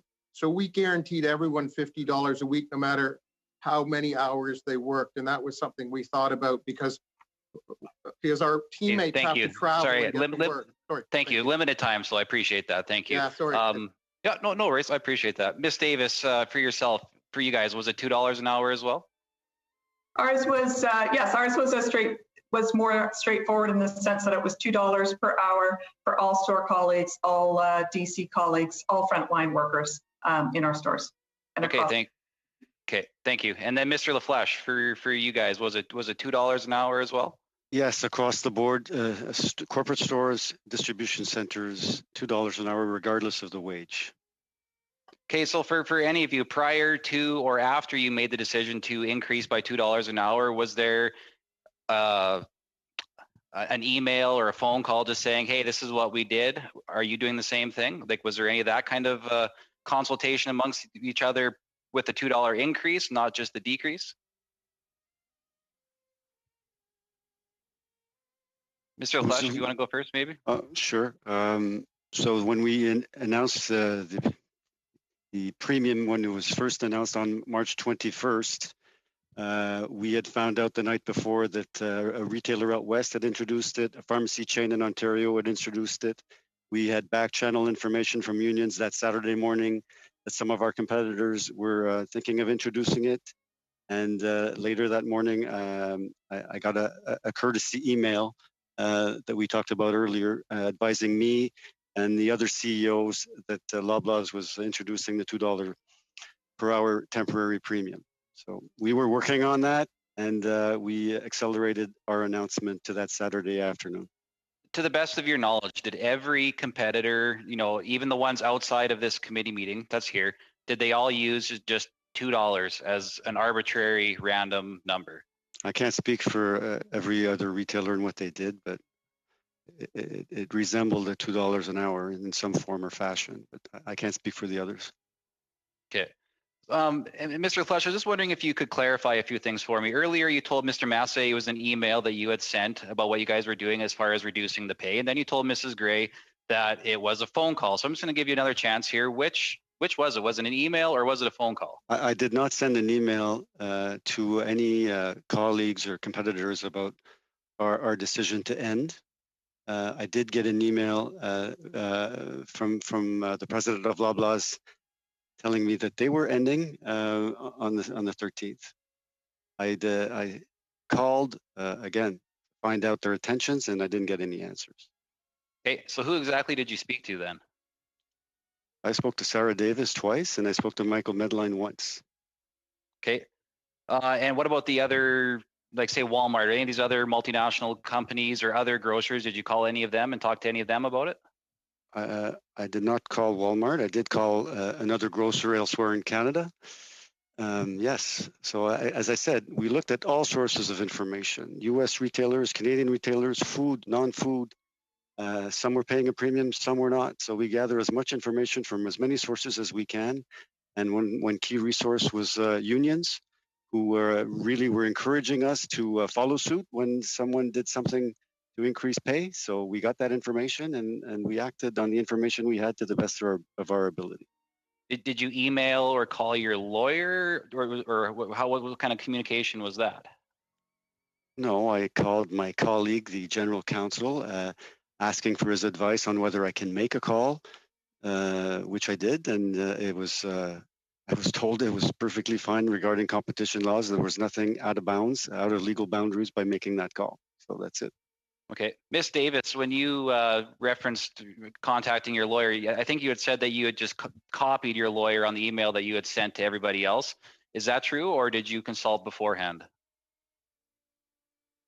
I had consulted. I had consulted with the lawyer and had the approval that it was fine. It was already public. It had already been announced, and so I did copy him on the email as well. Okay, thank you. Thank you very much. Our next round of questions goes to MP Erskine Smith.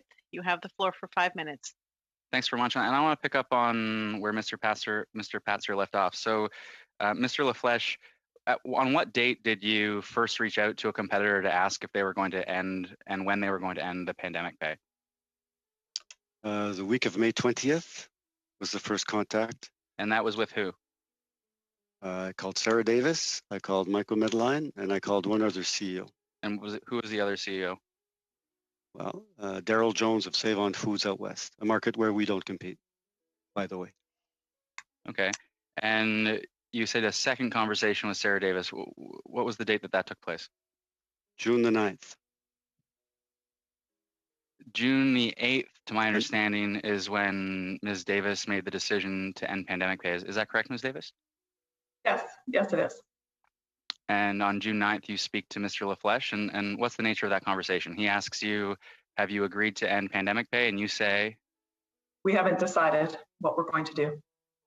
okay. And on June, despite the fact that you had in fact decided. We were still in communications with our union at that time. Okay. And the decision is then made on June 11th to your employees? That's right. And immediately thereafter, you sent an email. And by public, you mean it was communicated to your employees. Is that right? That's right.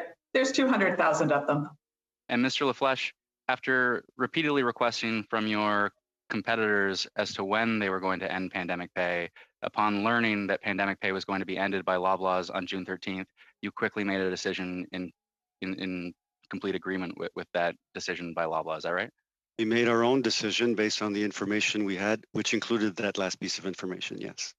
And Mr. Medline, other than the conversation that you had with Mr. LaFleche in the week of May 20th, did you have any other conversations with competitors? No. And Ms. Davis, you had two conversations with Mr. LaFleche in addition to the courtesy email. I appreciate you letting us know about the courtesy email in your opening remarks, though curious you didn't let us know about these other conversations. Did you have any other conversations with competitors apart from those two with Mr. LaFleche? No, I did not. Was Galen Weston aware that you were having these conversations with your competitors? I think I told him that Eric had called me, yes. And did you inform him of the second call as well?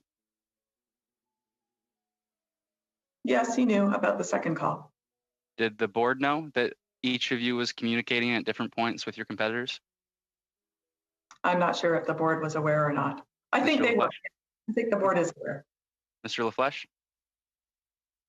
No, I don't think so. I may have mentioned it to the board when we extended to June 13th that we had information that Loblaws was extending also, but again, it was a decision we made as an executive team. It wasn't a board decision. And were there any other conversations? We know the conversations now as between you. You obviously have employees in senior positions. Was there any communication as between anyone else at your companies between your competitors? And I'll start with Mr. LaFleche. No, not to my knowledge. Ms. Davis? No, not to my knowledge. Mr. Medline? Not to my knowledge, except that there's an exception here. When we had the discussion on May 19th, Eric and I made sure that we had, and so did Eric, that our general counsel, our lawyers were on that call because we were coming to a point where it looked like lockdowns would be over with, and I wanted to be very careful that we were not communicating anything on this and that we weren't doing anything wrong. And so when Eric we talked about safety, then Eric asked me, what's going on in Hero Pay, and we decided we would not talk about it. You decided with Mr. LaFleche that you wouldn't talk about something that Mr. LaFleche expressly asked you about. Correct. I said we wouldn't talk about it, and right, we did not talk. And we did not talk about it. And Mr. LaFleche, when Mr. Medline says that to you, that I'm not comfortable speaking about this, you think it's then acceptable to revisit the conversation with Ms. Davis, or were there any red flags for you out of Mr. Medline's conversation? No, there was no red flag. Like Mr. Medline just said, he asked for the lawyers to be on the line. I said, sure. And we had the conversation. And on the decision to end or not end pandemic pay, I got the answer that they hadn't made a decision and that they didn't want to talk about it further. So they didn't. Ms. Davis, they had not made a decision. Ms. Davis, your courtesy email, did you receive a reply to it? Yes. I trust that you will provide this committee with your email and all correspondence related to it, including all replies. Will you do that for us? Yes, I could do that. Thanks very much. Thank you very much. And with respect to that request for correspondence, please make sure, Ms. Davis, to send that information to the clerk so that it can be forwarded to the members of the committee. We'll now move to MP Rempel Garner. You have the floor for 5 minutes. I'm just going to build on what Mr. Erskine-Smith just asked. Mr. LaFleche, in your opening remarks, and I believe in everyone's opening remarks, the point was made over and over again that the decision to end the pandemic pay was made independently, yet you just said in your response to Mr. Erskine-Smith that the piece of information that you received from your competitor helped your company make this decision. Did you want to clarify your opening statement? No, There's no contradiction at all in what I said. We make our own decision based on the information we have, and the more information we have, the more clarity in our decision. So when we made our decision, it was our own. We acted alone based on the information we had, including that last email of confirmation that they were ending as planned on June 13th. So the decision to end pandemic pay in your organization was based on the fact that your competitors were also ending pandemic pay. Is that correct? It was one factor among others contributing to our own decision. What were the other factors? The workload, the economy reopening, many other retailers being open. We were slowly returning to more normal conditions, lower business volumes. So we thought it was the right time to end a temporary premium that was communicated as temporary since the beginning. Mr. LaFlèche, in your conversation with Mr. Medline of May 19th, what other topics were discussed outside of the issue of quote unquote hero pay being raised? We didn't discuss anything. I asked if they had made a decision on maintaining or not. There may have been, isn't this incredible, the business and the volume, and our people are working hard. So some general opening comments like that, but there's no discussion. Just what we're living through. It was an unprecedented crisis, and everybody working really hard, including us and our people all over the company. So that may have been mentioned. But the purpose of the call that I initiated was to find out if they were maintaining or ending. And the answer was, we haven't made a decision yet. And we're not going to talk about that. What was your purpose in asking that question to Mr. Medline? Getting information so that we can have more light on making our own decision. For what purpose? Well, we operate in a competitive environment. We want to treat our employees fairly and be seen to treat our employees fairly. We think we do. The more information I have on what others are doing and how they're treating their employees and how much they're paying and for how long is valid information that I tried to get.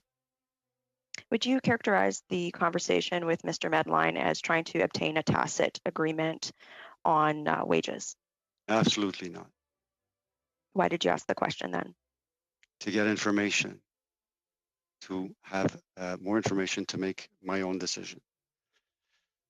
So again, I guess I would just go back to the opening statements made by everyone here, all of our witnesses. There was a lot of very verbose statements made about the pandemic pay for being for pride and in workers. But what we have here is executives talking to each other and asking questions about wage. Per your own admission, Mr. LaFlèche and others, that this really was about trying to make, to use your own words, a decision that was in the best interest of the company. So how can you reconcile those conversations with your assertions that this decision was made in the best interest of workers? Well, with all due respect, I don't accept your premise that this was coordination, collusion, or anything untowards. Everything was above board within legal boundaries. I can say that full-heartedly. I have no issue with what we did and what information we got and how we got it. Everything is above board. We have nothing to hide. So we gave a premium to employees. Well, if your assertion is that it was within legal boundaries, would you make the assertion that it was within ethical boundaries for your employees? Yes, absolutely. I'm not sure what else more to ask, Madam Chair. I'll cede my time. Thank you very much. Our next round of questions goes to MP Erskine Smith. You have the floor for 5 minutes. Thanks very much. Profits are, business is booming. Profits are coming in record numbers. And Mr. LaFlèche, you are proactively reaching out to your competitors to say, when can we cut pandemic wages? Are you going to be cutting them? Because I'm really interested in knowing when you're going to cut them. Is that fair? That's a fair characterization of the no, call? it's not the way. That's not the way I presented it. That's not the way I look at it. That's not the way I approach it. No, with all due respect, again, I disagree with that. I'll leave the remainder of those kinds of questions to the Competition Bureau. So I'll ask, how much did each of you earn total compensation in 2019? Ms. Davis? I think the information that's in our proxy circular is around $6.8 million. Mr. LaFlèche? Again, it's public information. You can look up the proxy. I don't think it's the subject of today's hearing and questioning. So you know it, but you're just not answering my question? Well, I earn a good living. I have nothing to hide. I'm proud of what I pay. I think I earn what I got. So, if you were proud of what you earned, you would say it. Mr. Medline? Not to the right number. What's You'd the have to check the proxy, but it's around 5, I think, including grants of long-term compensation. And we can expect, Mr. LaFlèche, that it's in the neighborhood of your colleagues. Is that fair? It is, yeah. It's in that neighborhood.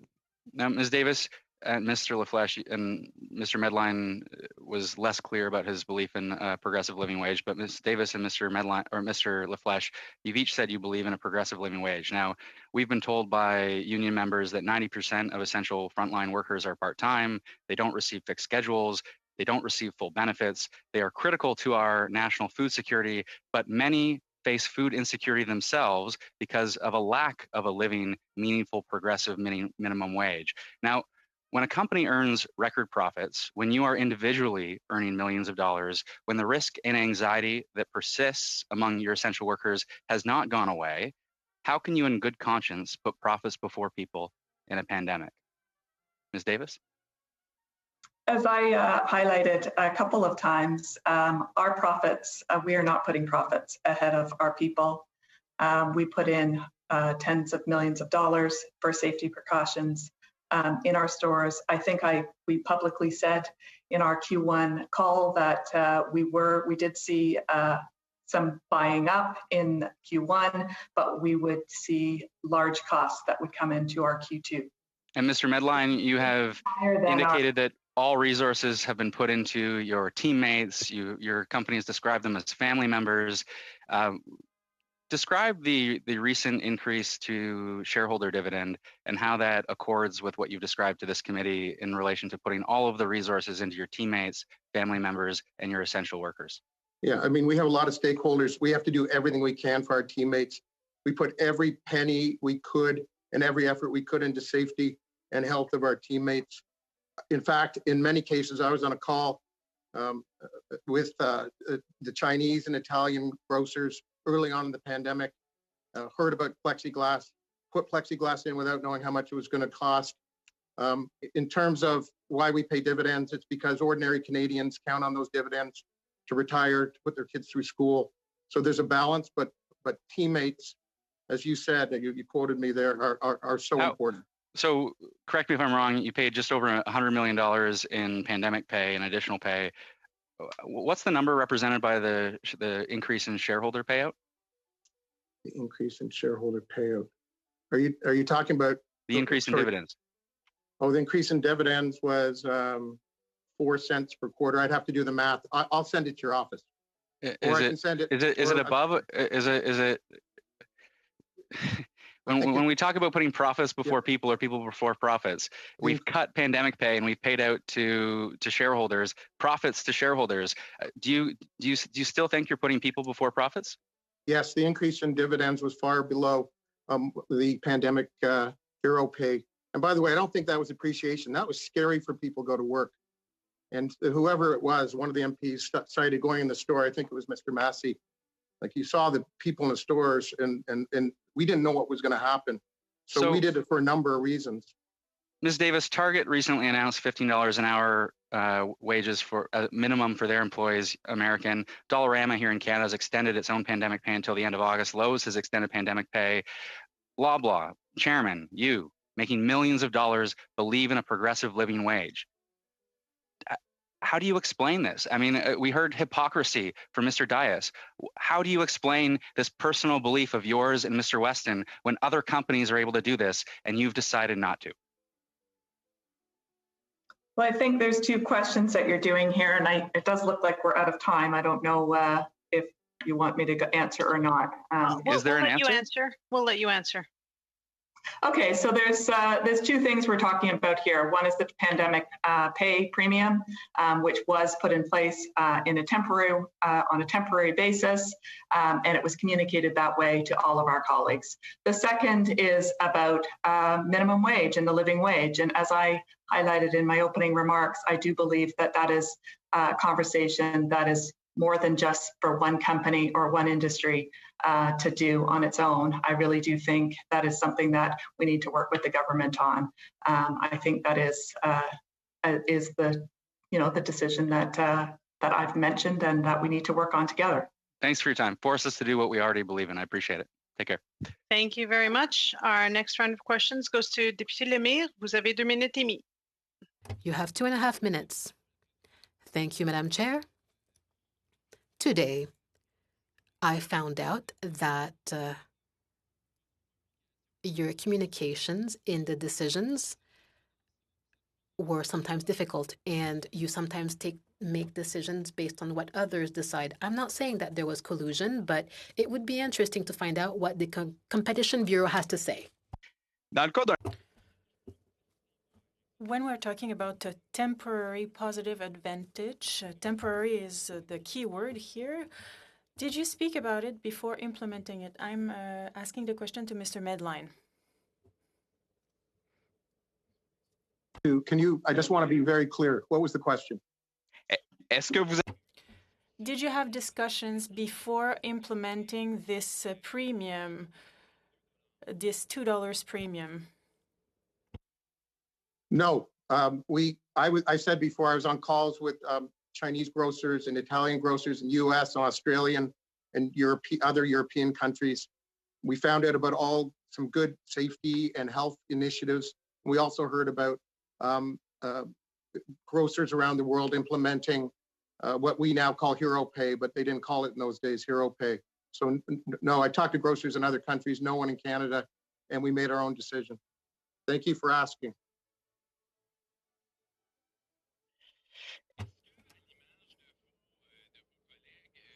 Like your colleagues, do you think that measures from the government would help you to implement a permanent measure in order to improve your employees' wage?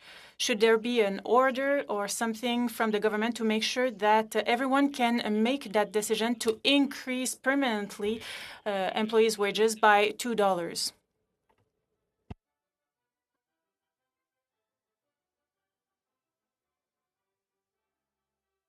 Who's the question to? Everyone. To you, Mr. Medline. Thank you. Yeah, we need look. I didn't get a chance when Mr. Erskine-Smith asked before. We need a better income support system in this country.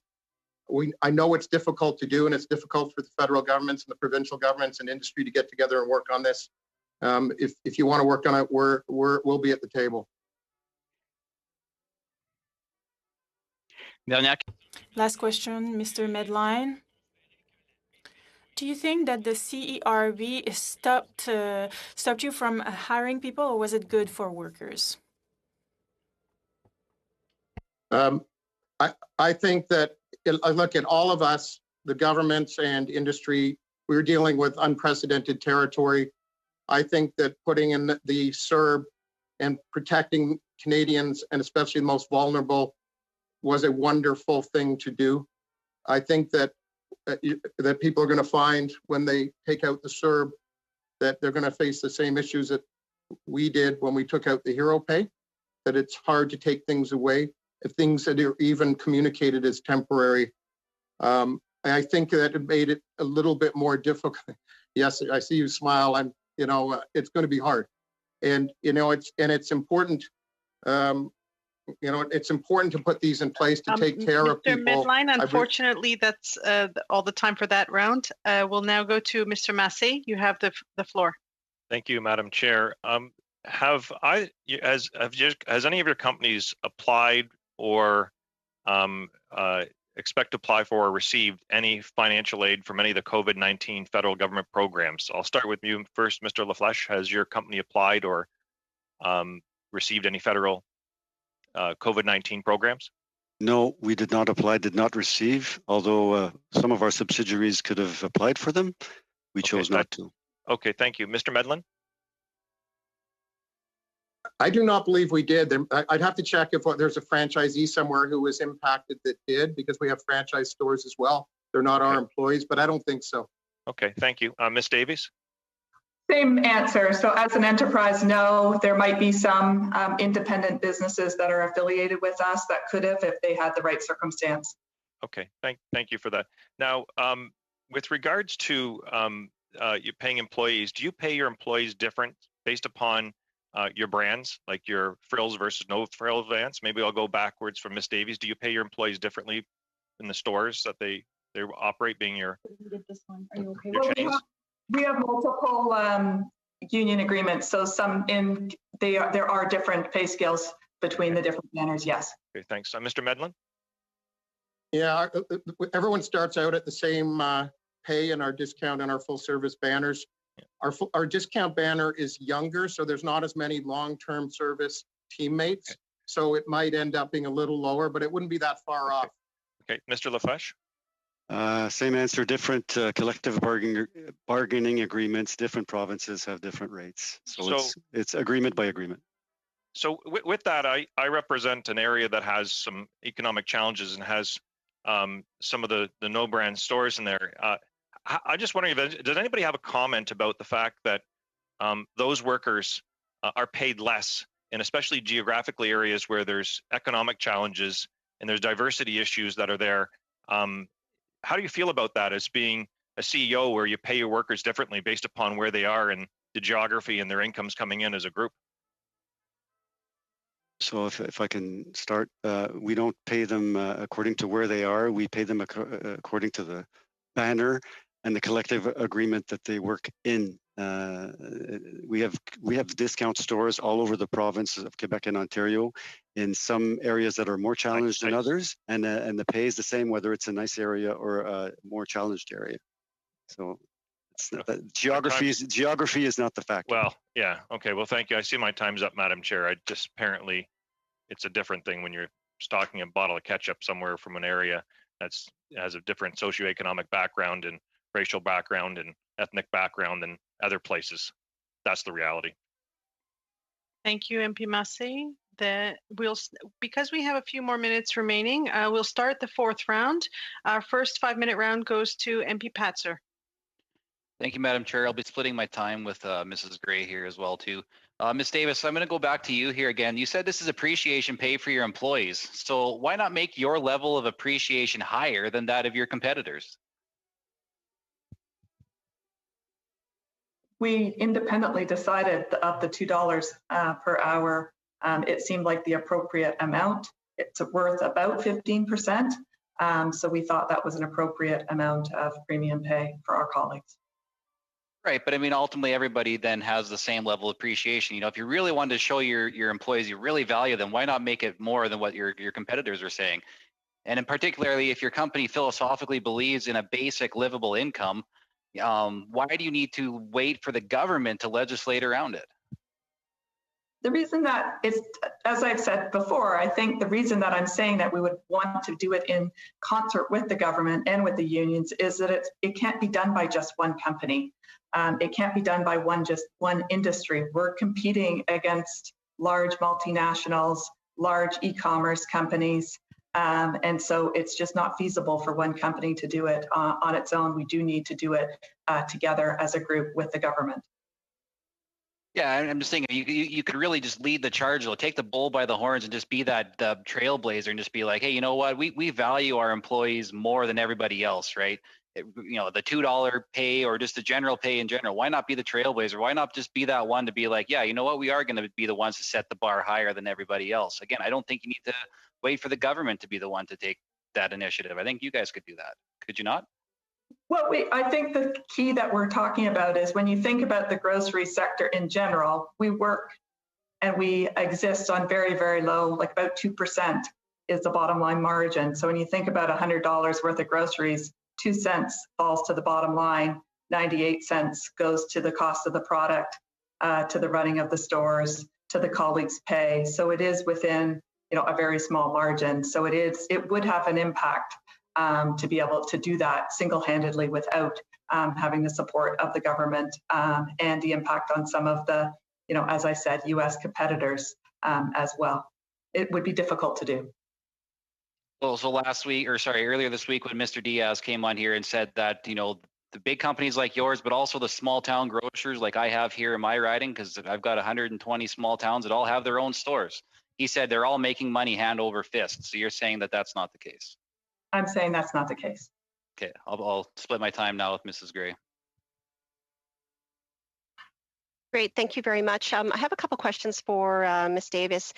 So on your website, it states that you sell quite a number of products that aren't necessarily essential services like apparel, clothing, office supplies, toys, games, hobbies, lawn, patio, accessories and furniture, and a whole number of other products. Did your company continue to sell all of these products during the pandemic?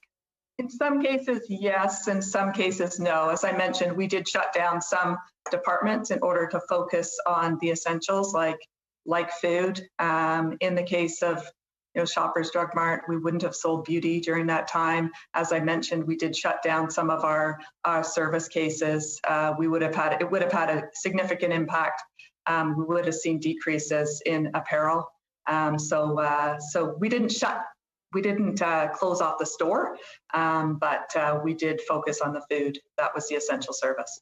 Okay, and I mean, we do know that small businesses across the entire country and in our communities were closed down because they weren't deemed essential services. So really, companies like yours will be the only place to get these types of products. So I do have a question. So when I look at your Q1 net earnings, they were $240 million. And even though your Q2 earnings haven't been posted yet, you did say that your costs were up. Would you say that your net earnings are going to be higher this year in 2020 compared to 2019? I can't provide that information. As a public company, it would be giving guidance on the earnings for the year. And we've actually removed our guidance for the year because we believe it's very, very difficult to predict. So I can't say at this time what I think the results for the year will be. Okay, well, it'll be interesting to look that up once they are made public. What would your assessment be compared to Q1? So what you're saying, I mean, in your earlier testimony, you said that your costs were up. So would that proportionately mean that your net earnings are down for Q2? Well, we said, I can only tell you what I've told the public, which is that in Q1, our profits were up as a result of the bulk and panic buying. In Q2, we have incremental costs that will be higher than the incremental revenue that associated with the pandemic. Thank you very much. And our last round of questions will go to MP Assassi. You have the floor for 5 minutes. Thank you, Madam Chair. If I could return to Ms. Davis. Ms. Davis, in anticipation of today's meeting, did you reach out to the management of the other two companies that are before us today to compare notes? I did not speak to either Eric or Michael or any member of their team. Okay, and no one in your management? No one in my organization did either. Okay, and then you referenced the fact that there was a courtesy email on June 8th, I believe. No, it was on the 11th. June 11th. My apologies, my bad. So prior to the one on June 11th, can you think of any other courtesy emails you sent other grocery stores this fiscal year? I sent a courtesy email when we announced we were paying the $2 premium as well to the same grocers. That would be Walmart, Safeway, Sobeys.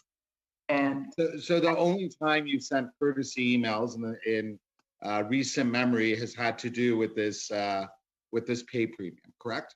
Okay, that's correct. Okay. So now I suspect that before appearing today, you had an opportunity to read Mr. Galen Weston's statement of June 11th. Which one would you be referring to? June 11th. Okay, his note to... it was his company statement on June 11th by Mr. Galen Weston. Yes, I generally read all of his statements. I don't know specifically. So you be the judge here. We have heard various explanations from you. The one that you've been quite emphatic about is that the wage increase was as a show of appreciation. But Mr. Weston has a very different explanation here. It says in his letter released on June 11th, it says, after extending the premium multiple times, we are confident our colleagues are operating safely and effectively in a new normal. That's the explanation he's provided. So do you see the discrepancy between the justification that you've provided and what Mr. Weston says here? No, I don't think so. I think that what I was saying is that we paid the $2 during those crazy times at the beginning of the pandemic, and we're now back to a new normal. And so it seemed like an appropriate time. But there was never any talk about safety. You said your stores were absolutely safe, whereas Mr. Weston is saying the reason why they feel comfortable removing that premium is because now you're operating safely and effectively. That's very different than the explanation we heard from you. Would you agree? Well, I think the safety protocols were put in very early in the pandemic, and it is the change in the volume. Explanations that are at odds with each other. Would you not agree? No, I don't think so. You think that it says here it was because of appreciation? Is that what you heard? I think what I heard from that note is that it's a result to the fact that things were more back to normal, and we had done the thank you bonus and the premium pay. Things were trending. I can assure you that the people who are working as cashiers, they don't think this is normal. They're just as concerned going into work every single day. That to me would seem to be the reality we're faced with. But now in that statement by Mr. Weston, it says, I continue to be a strong believer in a progressive minimum wage. That's something you've echoed as well. You keep telling us that if the government provides some guidance and there's some cooperation that takes place, and you're not the only company, you would agree to better wages. However, if memory serves, in 2017, when the province of Ontario was thinking of increasing minimum wage, I understand that your company was very much against that. Is that not right? No, that is not true. Our company was not against the minimum wage. Our company was against the speed at which it was being implemented. I have numerous different articles here that says Loblaws is against these wage increases. Do you have the words that Mr. Weston said? Because that is not what he said. It says here, Mr. Weston called the wage increase the most significant in recent memory, adding that the company is expediting measures to save money, such as rolling out more self-checkouts at Shoppers Drug Mart. We have a lot of work ahead of us. That's one. That doesn't say that he is against minimum wage. The Toronto Sun actually reads, Loblaws is the latest to get on the anti-minimum wage raise bandwagon. That is not what, those are not Mr. Weston's words. No, I'm just saying there are numerous. So you guys were in favor of the raise of minimum wage? We found that the speed at which the minimum wage was being increased was difficult for a company like ours to deal with. But we are very much in favor of a progressive minimum wage. Thank you. Thank you very much. And that is unfortunately all the time that we have today. I'd like to thank the witnesses for being with us today. And with that, we call this meeting adjourned.